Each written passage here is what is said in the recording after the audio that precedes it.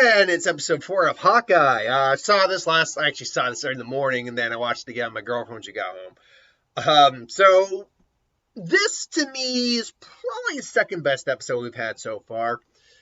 The first, I like the series overall, but for me it is bar none the weakest series of the Marvel Disney Plus shows right now. And I think it's due to the fact that you have a show called Hawkeye, but the first 2 episodes are barely about Hawkeye.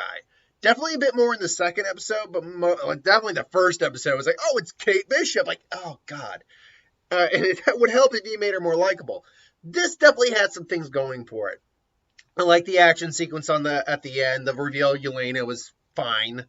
Most of us knew she was in the series, so it's not as big a reveal as it could have been.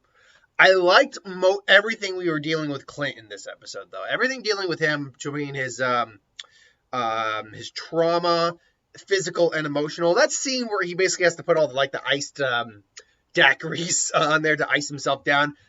I'm not in that bad a shape in my life at this moment, but I can relate to days like that where I'm just like, oh, I need an ice pack, and I just be like, oh, I can relate to that so hard. And I like that scene they have where it's just them kind of if she realizes what she's kind of taking from Clint, so she kind of brings a little bit of that to Clint. There's splitting an arrow, I think, down the middle. And there's it's possible. I've done it a couple times. I can knock someone out 20 feet with this. Like, showing it. I actually like that. But in that scene afterwards, where it's like the best shot he took was the one he didn't take, and explaining how he met Nat. And we learned something about Kate in that scene, where she says, I can't imagine what it would be like to, because she realizes he lost his family in the blip.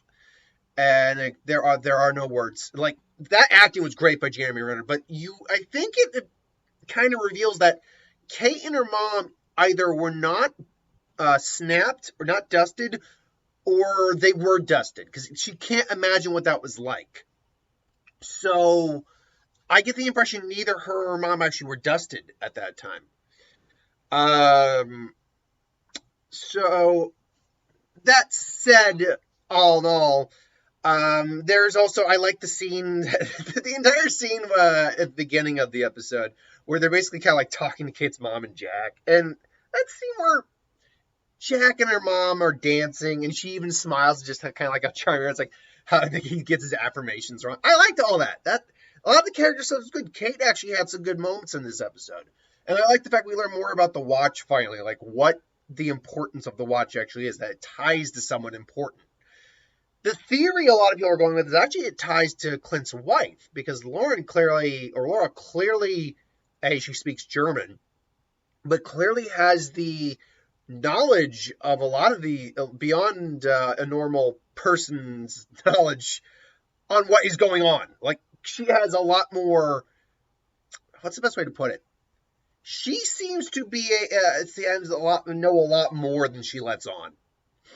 And that's led to people to think, is she like a former Hydra agent, or a former S.H.I.E.L.D. agent, or Mockingbird?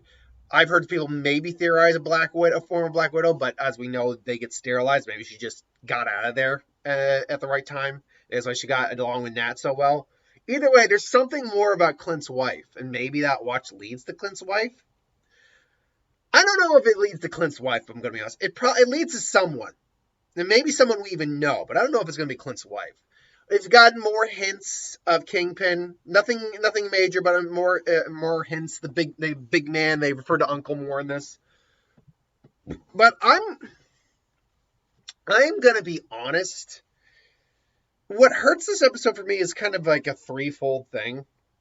One, the pacing's all over the place. There's not a lot that happens. There's enough, but there's not a lot that happens. That's a minor thing. Moreover, though, as much as I like the initial reveal of Maya, the fact is they're playing Maya off as... I mentioned to my girlfriend when I saw her make this face, when she gets hit with the arrow in the shoulder. She makes this very she almost like she's gonna cry, pouty, little kid face. And I'm not, and I mean, that's the direction. It has nothing to do with the actress, really, that much. But coming off like a freaking child. She is just coming off like a child. Which leads me into Kate. Man, I'm getting whiplash with this character. Because the first 2 episodes, she's really not that likable. She's got her moments. We know she's skilled in archery, and she's got a few moments of being clever. But she's not she is really a kid who's in over her head. It's like, well, she's in her 20s. She's 22. It's like, same thing as 18. It's like, but no, you're 22. You act still like a 12-year-old. She really does. There's moments where she's actually got a lot, like she's understanding and realizes that he was Ronin and is trying to understand what he did. The moment with her mom and Jack, that was good. But then you get to the scene, you get to basically the finale of the episode where they go to get the watch, and she just completely disregards Clint.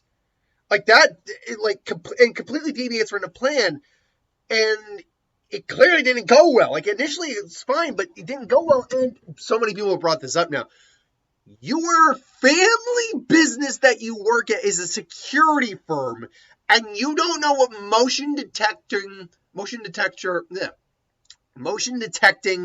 sensors and alarm systems are.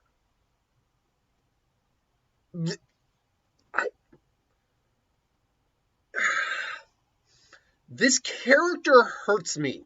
And it's really weird, and I hate saying this. I think it's Haley Steinfeld. I love Haley Steinfeld. She was great in Bumblebee. I loved her in True Grit and in Edge of 17. But I say it's Haley Steinfeld because I think back to Edge of 17.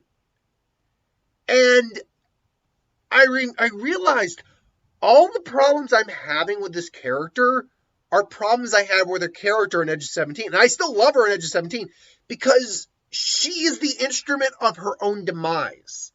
Everything that goes wrong is 100% for her, is basically 100% her fault. And it would be easier if she was at least likable, or if she wasn't as dumb and just made a mistake here or there. But she isn't bright. She is a 12-year-old in a 22-year-old's body. And I think that's really made clear by the fact that, and we know that the whole fourth act breakup with him, we know that was probably going to happen. And we know she'll be back and helping out later on. But that fourth act breakup, I really actually believed Clint. Like, I was really on Clint's side. I was like, she's like, no, I understand the risk. She's like, no, you don't get it. You are blinded by this view of what you want out of this relationship. You have idolized this character for so long, and this is a dream for you, that you aren't seeing the reality. You're just not. And it really, really hurts the character. And it really kind of makes her unlikable a lot of the time. Which sucks because around episode 3, she was really starting to improve. And throughout most of this episode, she was really starting to grow back on me a bit. But then we get to the final part of the episode, and it's like they just for every 2 steps she was taking, she fell backwards to a full 5 steps. I don't know. And I love Haley Steinfeld. I actually think it's because I can see other actresses play this maybe a little differently. Still have the same lines and still have motivation. But honestly, I feel like Steinfeld's, the way she holds herself, really makes me dislike the character more because she has that kind of adult confidence in a young girl body. She's not a young girl. She's 25. I think she's 25. Isn't that what she is? Haley Steinfeld. She is 24. She's 24. So honestly, she's not even that far off from her character's age. And again, I've loved her in most other things I've seen her in. But yeah, I don't know. May I think May I think it's a two-way street. I think it is part of Haley Steinfeld because I felt this way a bit when she played the character in Edge of 17, where it's like everything that you are doing, you are bringing on unto yourself. Everything is a you problem, is basically it. But I think it's also the character itself. I think they made this. If they had at least smartened up the character a bit and not made her such a dumbass, which she really is such a dumbass, then I really feel like we wouldn't be dealing with what we're dealing with right now. And we'd have a much better character, a much more likable character. Keep a lot of what you have in there. It's just the moments that she's clearly making dumb choices. You know what? Here's a perfect thing. Perfect way to go about that. The scene where she sets off the motion detecting security. Just have it so it's not like a flashing light motion security thing. I mean, or because it's Maya, I have a feeling because the flashing light really doesn't matter for Maya. She's gonna know about it because either way, because it's designed for the deaf. Just have it be a scenario where they don't know that they set that off. That's all you needed to do to make that a lot less idiotic. Is just have it so they didn't know they set a motion sensor off. They didn't know they set a security system off. That's all you would have had to have done. So yeah, and yeah, I don't know. I feel like they're gonna try to have her have like a come to Jesus moment where she realizes she has been maybe idolizing, and throughout the episode she's been mostly fine. But again, this whole continuing branding issue.